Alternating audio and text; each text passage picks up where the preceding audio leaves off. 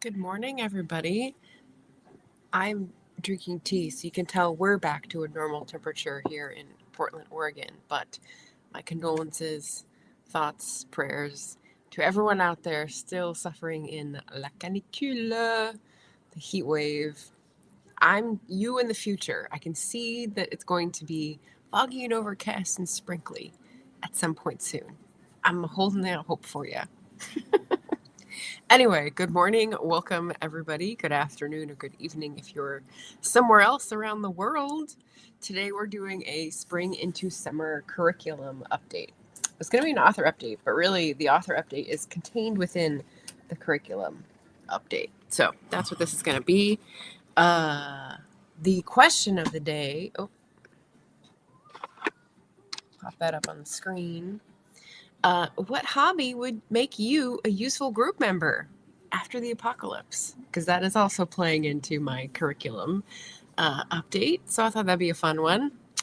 So what I'm going to cover today is what I set out for spring during April and May, how I did on that, and then an interesting twist is where am I headed?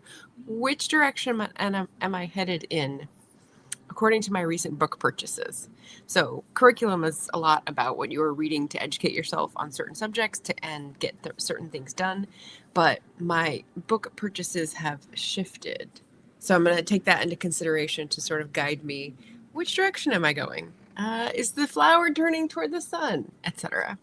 And then I'll just do a little reflecting with you all and maybe some spitballing ideas about what that means for the future, because curriculum is learning to make your life better and the world a better place. So that's what we'll try to do.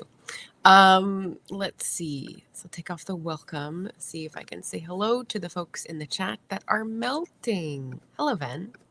Good evening. Oh, boy. Yeah, melting. Cat is also melting. 35C, 39C. Yeah, we're commiserating. Roll on Sunday and normal temps. Yeah. And this is just a blanket statement for everything that's going on now. I saw someone use the word shambolic, like shambles. I'm not sure what the olic comes from. Not symbolic, but anyway, shambles I'll definitely go with for the times we're living in. Julie's here, probably sitting cool down in Southern California. Sorry to hear about the heat, she says. Ben says, we have no ice creams. Loads of the supermarket freezers have given up and broke due to the heat. It's a thing. Oh, man. That's a quality of life issue. No ice cream during a heat wave. I would file for damages. Jim is here. Hello. 24 degrees Celsius, but it is 9 p.m. where Jim is, so it's still pretty warm. Boof. No thanks. Oh, I know this. I know there's a part of York called the Shambles. It's the part with the over projecting hanging so that the alley feels very closed in. I have a postcard from that. I visited it when I was about 15, but the postcard made me remember it because every time I looked at it, I remembered the name. So that's fun. All right. So hello, chat. Welcome in. Curriculum update. So what did I have on my curriculum? So here's the almighty planner. This month I had the check-in, right? So I had my little spring curriculum condensed into a piece of paper, like a notepad that I used already. So I was using the back because we recycle and reuse and repurpose here. And basically my 3 subjects, areas of study were body, mind training, writer life 2, or advanced, travel prep 2, or advanced, however you want to call it. And how did I do? All right, so let's put up a banner here. Report out. That's what we're doing now.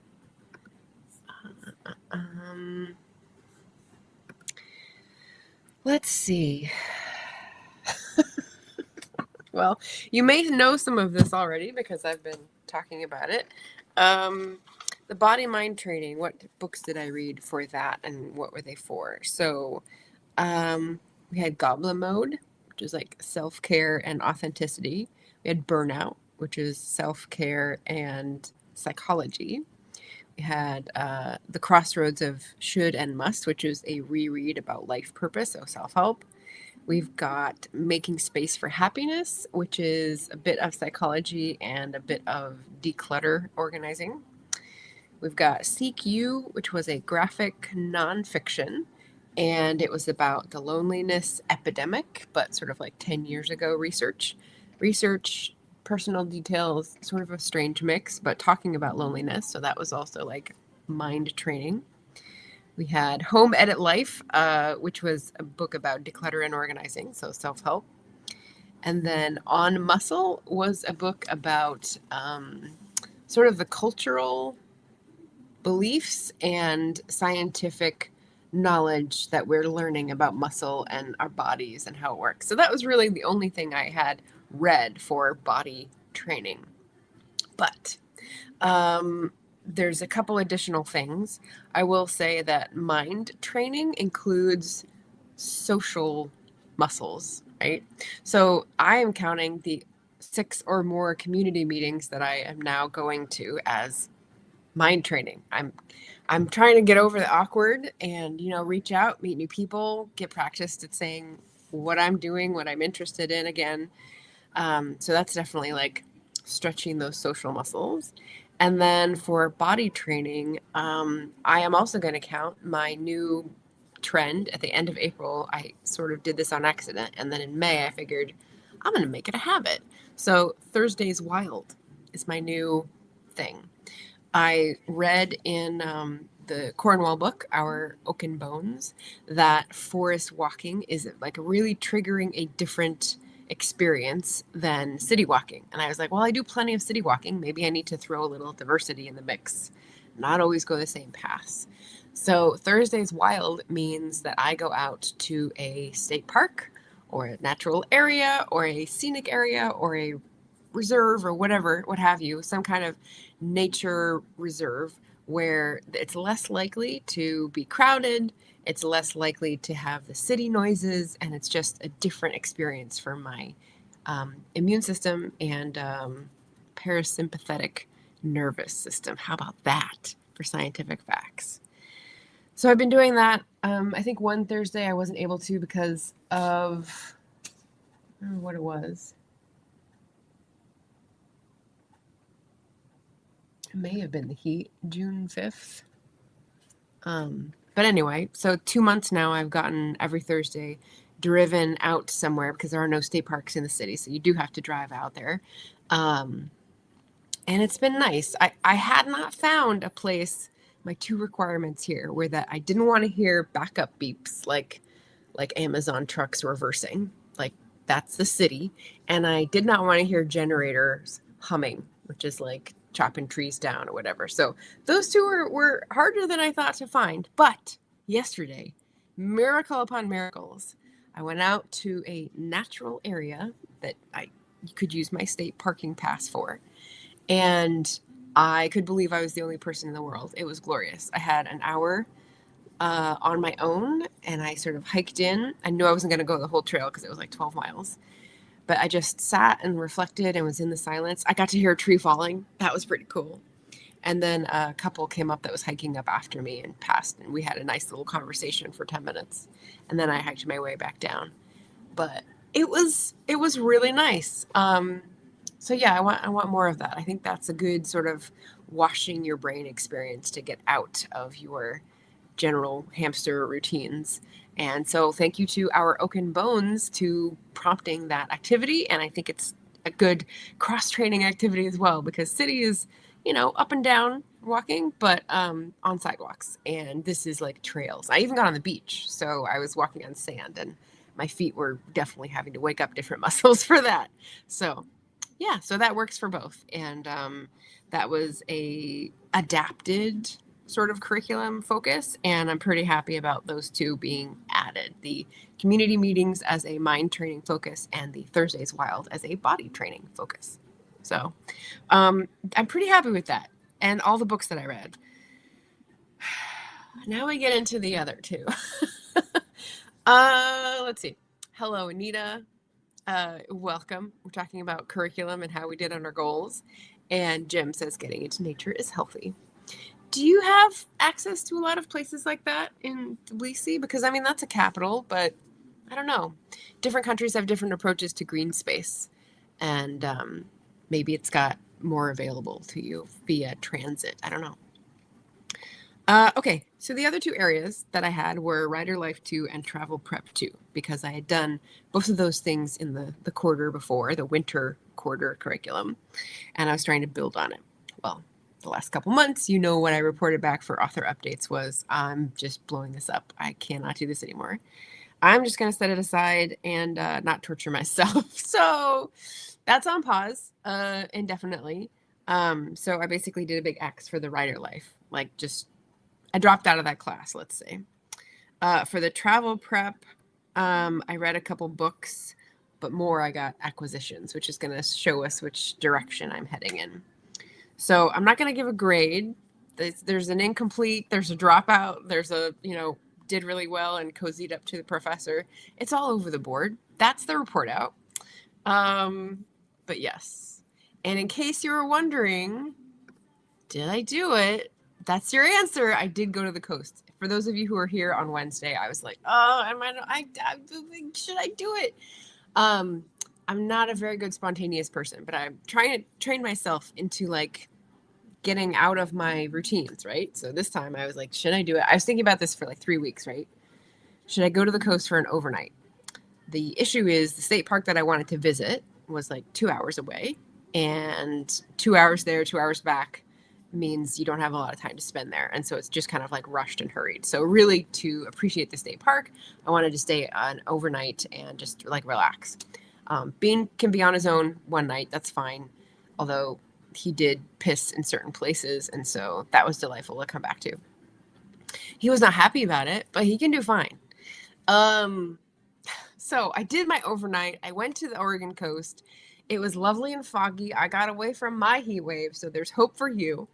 And it led to the Thursday Wild that I had dreamed of, that was quiet and ethereal, and I felt like a forest sprite, and it was great. So, rinse out your parasympathetic nervous response and do the same. I would highly recommend it.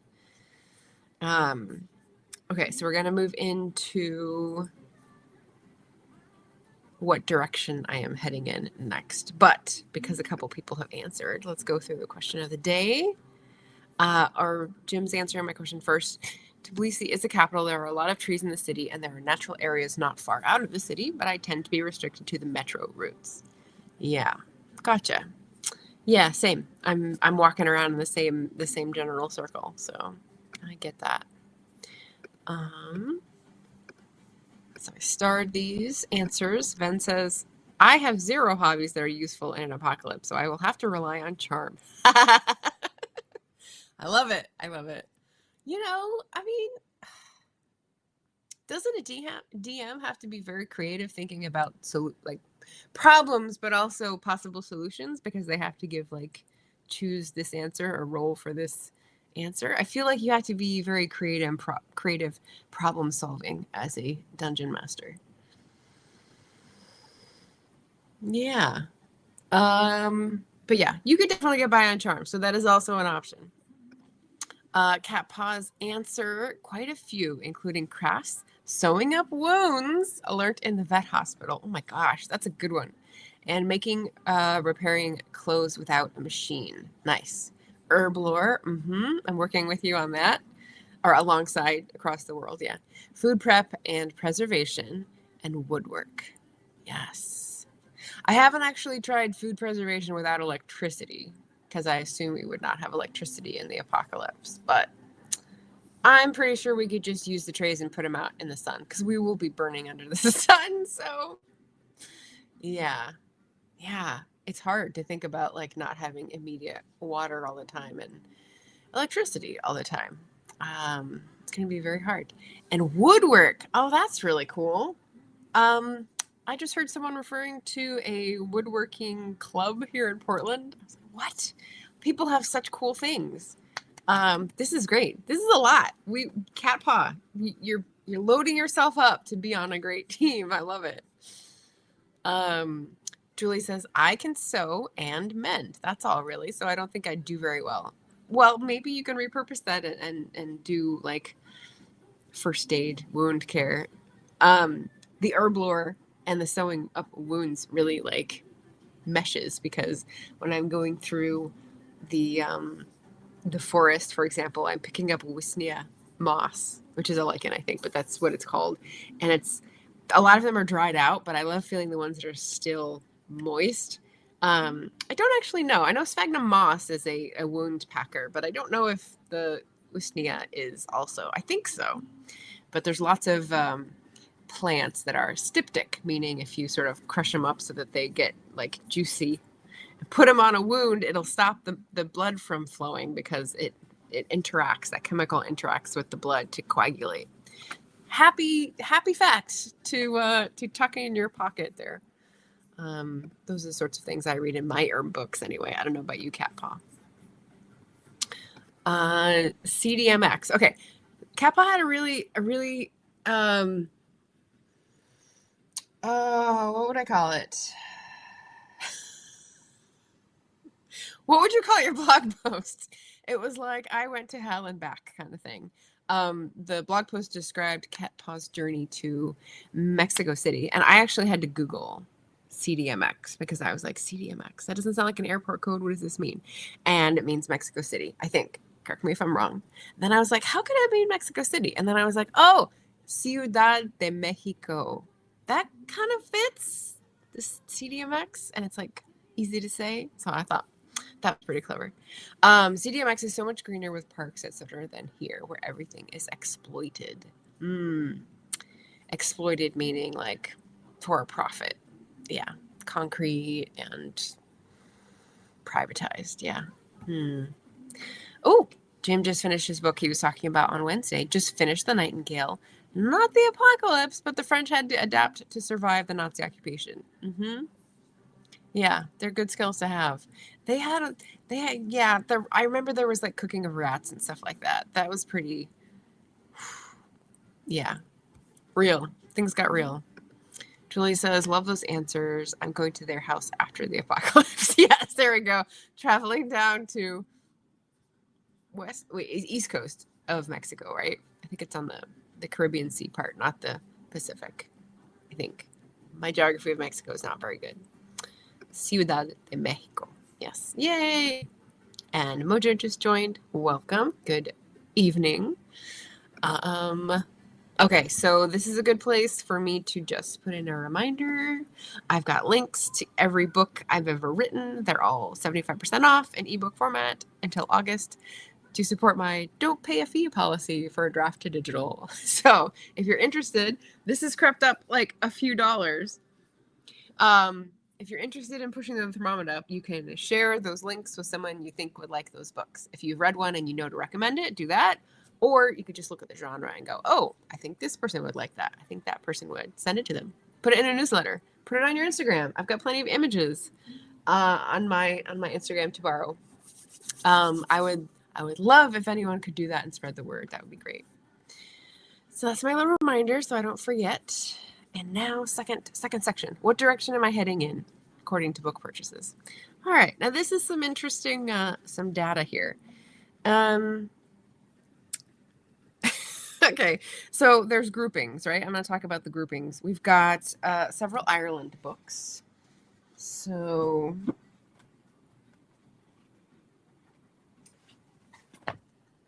there we go. If you don't know, in September, I committed to a trip with my sister and brother-in-law. It's going to be a 3-country trip. We land in Ireland. We're in the Northwest for a few days.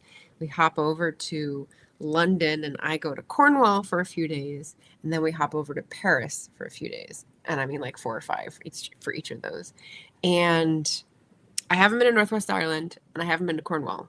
So those are the ones that are like pulling my focus about what should I do? What should I know? What do I need to know in advance? I got an atlas. I just picked that up at a used, I don't know where I got it. Where did I get it? Powell's. Powell's has a great travel section. I don't shop there normally, but it's big enough to read. I mean, not on the screen, but like some of the ones I've got are not big enough to read, and it's annoying. This one's good, and it's the area where I'll be driving. We have this one that I reported on before, but hadn't started, and now I've started. I'm on page 3. So, book about Connemara, which is the area sort of west of Galway, southwest of Galway, and I'll be driving through it with the car, so we'll be seeing it. I've read a mystery set there, which was really impressionable, made an impression on me. And yeah, I've never been there, but lots of interesting folklore about Connemara. I just found this book yesterday when I was at the coast, 32 Words for Field. This has been on my wish list for quite some time. Monaghan Magan, he's an Irish writer, and it's like taking the Irish language, which is related to Gaelic, which I've studied, which is Scots, and talking about cultural values via language and how it's changed. And I'm sure he's going to bring in like some rebellion stuff. But it's like the rural heart of Ireland, which I like, because that's where I'm going to be. So I think this would be a great one to either prep for the trip or bring with me. Although I'm not bringing any books with me because I don't have any room on my luggage and I want to bring something back. So we'll see. And then this one was another fun purchase. Eric Newby. This is also Powell's, Round Ireland in Low Gear. Now he's like a famous, I think, publishing exec or something. He was like a soldier in World War II, sort of like a big wig. I don't know. I'd never heard his name before, but then I heard it once and then I saw this book and I was like, wait, why does that sound familiar? So he and his wife, when they were like in their 60s, went on a bicycle tour. That's what they mean by low gear. Bicycle tour, and not all the way around, but like lots of long distance rides. And so I was like, well, okay, maybe this will convince me to like try biking, but also like lovely Irish stories about encounters. So lots of Ireland vibes. We're definitely embracing the Ireland beginning of this trip and preparing and getting in the mood and returning to, like, I used to love studying Ireland and have sort of gone on a Scotland bender for the past decade. So switching this back over is a definite course shift or course correct.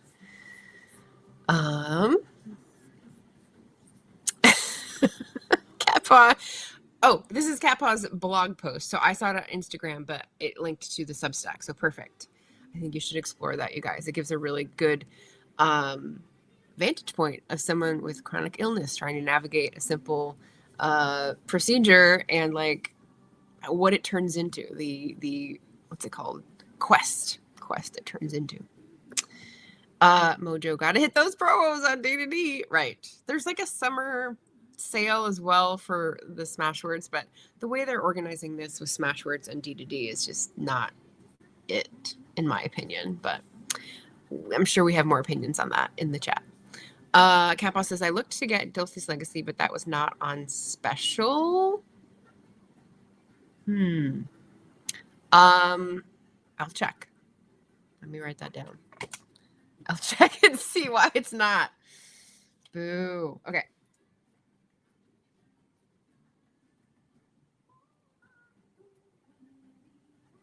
All right. Thank you for letting me know. I know because of the way the platforms are broken up, sometimes they don't show up on one and they show up on another. So I may have to change the link then, because I thought it did say it. I think you'll be able to find the Amanda Scott book in Ireland or Cornwall. The Any Human Power book? Because that's newer, right? I've been looking for it. I think it's 2 years old now here. And I've only seen it new. But okay, well, maybe. Fingers crossed. Jim says Round Ireland with a Fridge is a fun read. I do remember that from quite a while ago. That was very like novelty read. And I'm sure that guy did very well for himself with the like, what's that called? Gimmick. Catpaw says Ireland is beautiful, especially flying over it as the sun comes up. Ooh, emerald green. Yes. Yes. Any human power. Okay, yes. This is a recommendation that's long running that I'm trying to find. Okay, so those are the Ireland books. Then we've got, I'm going to say Mind Training or Paris. I guess I'll do Paris first because there's only one in terms of acquisitions, which is Julian Green. He's someone who is an American born in Paris at the turn of the last century. So he's got essays, and they sound rather gossipy, and like I won't understand a lot of the references because of the people from the time. But the cool thing is that it's double language, so it's face à face. It's English and French, so I can practice like learning the weird words. And this just seemed like a steal. It was a kind of a cool find in Powell, so I got that. But as I said in my life-changing books, like this is right on top of the stack. Like I'm definitely taking this with me because it's got all the stops that I found important and that I want to revisit some of when I go visit Paris. Because I took it on my study abroad, and those memories are dear, when you're a youngin'. So that's the Paris one. So if we see, I have a 3-country trip, and I've done a little bit of Cornwall and a little bit of Paris, but like much more in Ireland. I wonder what that means. We'll see.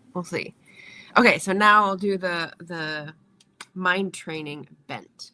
So only a couple days ago, I was really happy to walk into Powell's again and find a couple books. This one I had actually found online, and I thought, okay, well, I bet someone has it used, and they did. And that's journaling. Just like a random book on doodles, layouts, how to envision things when you're goal setting, when you're tracking, when you're trying to organize your brain, basically. So mind training. And there's just like visual representations I never would have thought of. And I really like browsing through like an idea book. So I think I've shared a few times that I do a lot of work in the planner journal, and I'm sort of grappling now with changing it up to change the character, right? Like it's more reflection. It's more what happened that day. It's more what was I thinking of? What ideas did I have? I added in a page there with washi tape. And like, I really like when I fill it all in. And so I like that. I don't know. Some people may call it cluttered. It's definitely not minimalist. Ooh, look at that. So I want to keep going with this like maximalist, colorful approach in the planner. And I just wanted some more ideas to sort of release that creativity, because this is another creative outlet, which I really like. So that's the planner and the journaling book. And then this is the other one that I got. So this is what prompted the survivalist hobby question, because I got out the pin loom and I want to start again. I was just doing squares last year, and then I sort of put it away because the yarn was too big and too fuzzy, and it was getting not matted, but like catching and not really working. So I need to get a different yarn and try it again. And then I was just distracting myself and thinking, what if I got a bigger one? Because this is like this big. There's all this cool ideas. So, I was thinking clothing, if you're patching things together, or like bags, containers, but this is like art. You could just do like creative art things. There's bookmark, there's pendant where you like leave it open. And I've seen these in some of the shops, like a brooch. I could do that on the one I have now. But basically it's like different techniques, like in sewing. I have sewing books. And I've been going to Mending Circle, probably do that again this month. But in terms of technique and skills, and I think that would be really useful. And this seemed like a good book. I went through the whole section. It's very small. There's a lot more books on knitting and crocheting. So I am being my typical Enneagram 4 self and wanting to do the thing that fewer people do. So of course I want to do weaving instead of those other two. Not like I haven't tried knitting several times and failed at it, but that's not the reason. That's not the reason. I think I'm getting this better, So that's the hobby that I think would be nice. So that's more of a survivalist oriented one where I could make something useful. But the journaling one is sort of another quiet solo hobby. So those two, journaling and weaving, I was like, I like this as a new focus because there's lots of stuff. There's lots of hobby detritus around here, right? Um, but if I'm thinking of like that X, right? That X of that class that I dropped, I need to reorient myself. And so that's part of this process is thinking, what else can I do that is affirming, that is positive, that can invite other people in, that makes me feel like I'm creatively expressing something and learning something at the same time, because I haven't felt that for a while. So that's what we're trying to work back in. So those are all coming under the heading of mind training. So that's looking good. That's looking good on the horizon. Let's see.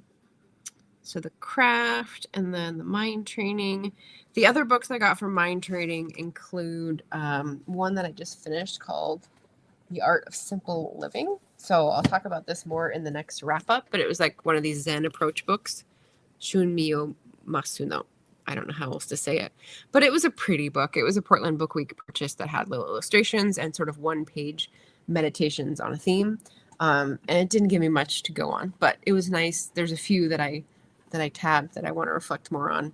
But yeah, I'll probably recycle that one after I do it in the wrap up. I found one for Portland Book Week called Single, like sort of living with being single at a certain age by Nicholas Lawson. That is on my mind. I read Restart and talked about that in the last wrap up. That was fantastic because it was about when your social skills sort of shrivel from disuse because of a trauma like the pandemic. How do you restart? How do you get yourself going back on the track? And so that was really great for mind training. And then there's another one that I have called What We Leave Behind by Eric McBay and Derek Jensen. And it's the two of them talking about like climate grief. And so I think, again, in the way that we're not taught how to self-soothe, I think we're not really taught how to grieve in a positive way. Not that grief needs to be positive, but like productive way, like working through the emotions and exiting the stress cycle, exiting the tunnel, as the people from Burnout would say. So I think reading their writing, because it seemed very emotional, will be a good balance for that. So that's another one that I thought would be good for mind training. So yeah, travel, body, mind training, and writer life with the big X. Those are the directions. Did you notice there wasn't any writer life on there? Yeah, that's what's happening. Moja says, we plan to go to Ireland next year or the following year. I've wanted to go to the Isle of Skye since the 8th grade. That's in Scotland, about 48 years now. That's very cool. That's very cool. Bilingual books. I wish there were more Georgian English. Yeah, I bet they're hard to find. Like, that's a risk for a publisher, I would think. All right, so let's go to the last section here, which is shortest. It's about reflecting on these trends, right? So I did my report out and doing the where am I headed? Where does it seem like I'm headed based on intuitive book buying? Because that's me. On that big X, on that big class dropping out, the thing that I noticed this morning was actually last night. This is going to be a long roundabout explanation, but just bear with me for a minute. There's a purple dot. Ever since I updated to Sonoma, I think, on my laptop, there's a new control feature in the toolbar on the right. And it seems to have a mode of like green, red, or purple for whether anything on the computer is using a microphone or camera. So right now, because I'm using StreamYard and I'm recording and sending it out, there's a little green dot in the center next to the camera, which tells me, yeah, the camera is on. Good. Okay. But then there's also the little control thing in the upper right corner next to the date that is the computer telling me, hey, someone's using your camera or microphone. I'm like, no shit, Sherlock. Thank you. But the thing is, what some people have noticed, and I've done sort of a deep dive to try and figure out how to stop this, but it's very common. The purple dot just stays on when I close out of this, when I'm like playing a YouTube video. It's playing sound, but it's not using the microphone to absorb sound. So I see this purple dot and it feels like it's telling me someone's spying on you. And I'm like, no, there's nothing running. I've gone through and done activity monitor. I've done like quitting applications, and I've tried various things, and it says it's still screen recording through Chrome, even when I'm not in StreamYard. There's no StreamYard tabs open. Anyway, so I was doing this investigation yesterday. I was getting myself frustrated, and I was like, I have a lot of tabs open. I've definitely said that before. I've come clean to you guys. But I started going, oh, okay, these are all research related. These are all writing related. I am not worrying about that now. And it was like this, it's like this weight was lifted. So allowing myself to close open tabs. Surprising, but totally a relief. It feels like laying down a burden I've been carrying for a long time. Like when you move from house to house and you keep the same boxes that get shoveled to the basement and never gone through. That's kind of what it feels like. Because I've had some of these tabs open for months. And yeah, the stuff is not getting done because I don't want to do it. So I need to find a new direction and close the tab. Let it go. I've become rusty at letting it go. So that's the theme. That's the reflection. Other things include, oh yeah, specific books. So I mentioned I have the themes in my curriculum, and then I had the books that I read for them. But I do not do TBRs for these curricula. I don't do TBRs in general, because when I tell myself, ooh, this would be a good book to read, immediately I go, I don't want to read it for whatever reason. Maybe it's a tourist thing. I don't want to do what someone is telling me, even when that someone is myself. So I do not assign specific books because that leads to unsuccess. But general directions and sort of using something as a touchstone has proven beneficial. So like my touchstone is the body-mind training, and less body for books, but more mind training. And a lot of things come under that umbrella. And I've had a really good time interacting with them, journaling about them, talking to friends about the concepts and everything. And yeah, I think that's really beneficial for me. So that's good. And then finally, like whence, I should have a quote that is like whence something. It's a fancy word that means like to where, from where. Anyway, it's like Shakespearean English. It's not my specialty. So going forward, what about Agitation August? That's been on my list for 3 months and I have not done anything for it. So is that still a project that excites me? Do I want to do all the preparation for that like I did last year? Because here's the thing. The same thing like doing a specific book and then not wanting to read it. The impetus or the motivation is that I put this thing together last year and it went really well and I felt really good about it. So I should keep going with the momentum so that the channel like can benefit from that stepping up like on a good topic that found its audience, right? Well, that's not a good motivator. I want to be interested by the books. I want to find people who I want to come on the channel. And that's not entering in. So yeah, I'm considering that as well. What about Patreon? I've had Patreon for 5+ years. I had a book club, and when that sort of started to peter out, we sort of agreed that yeah, we've read enough books together, and they've been like hit or miss. So we stopped the book club, and we just kept on with postcard Patreon levels. And so that means like I do 10 or 12 postcards a month, and I like it. I like writing letters, but am I never going to have author updates? Am I never going to put out another Patreon blog post? Like that's definitely something that feels like, oh, I said I would do this 5 years ago, so now I need to keep doing it. That's not a great motivation either. So the last post I have up on Patreon is about emptying my hands. It's from December. Because December is when I was letting go of volunteer gigs, paying gigs, all this sort of stuff. And I was like, okay, I'm making room for something to come in. I'm emptying my hands. I just need to stay in the uncertainty long enough to figure out what's the new thing that's going to come in.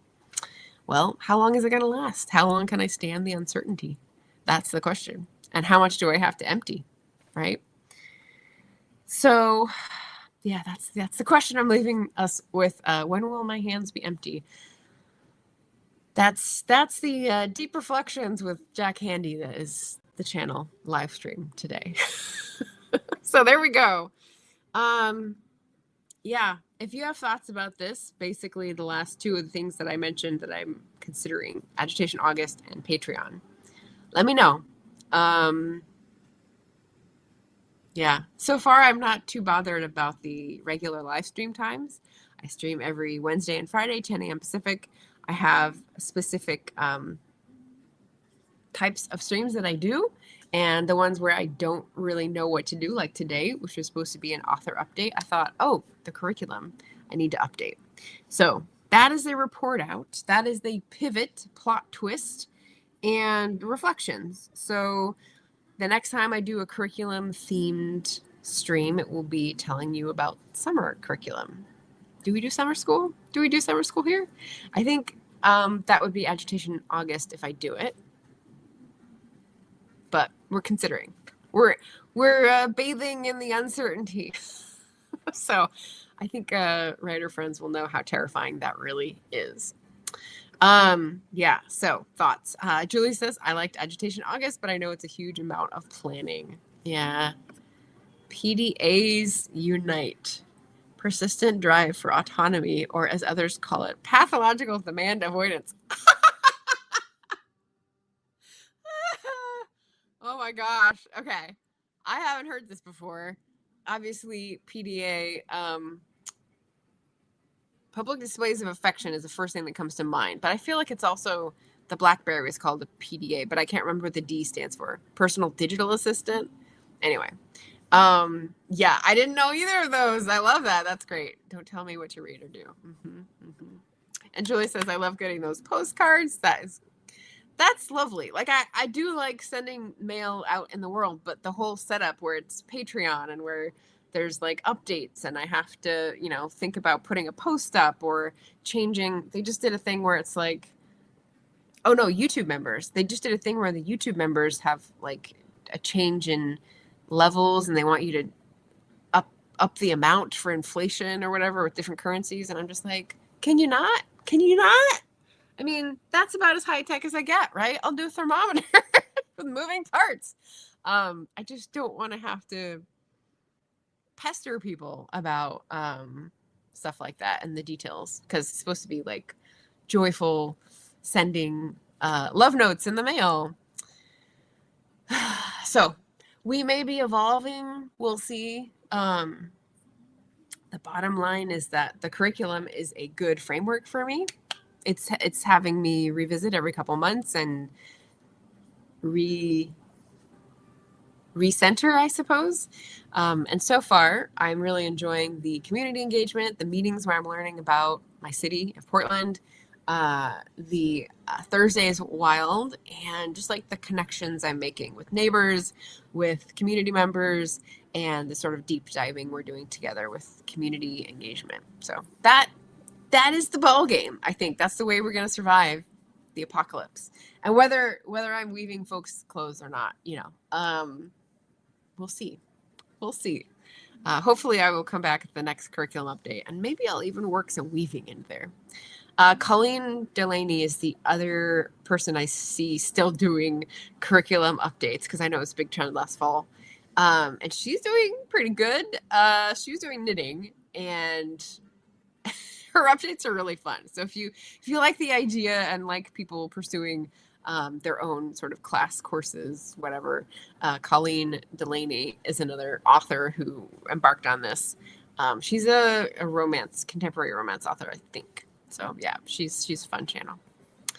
But that's us for today. So good morning, good afternoon, and good evening, and good luck. Thank you for joining this curriculum update session with me, and go forth and blaze your own paths. I hope you have a lovely Friday and a lovely weekend, and calm down from the heat, and ice cubes if you can get them, and ice cream. I wish everyone ice cream, whether it's dairy-free or not. Something to ease the pain, I wish on you.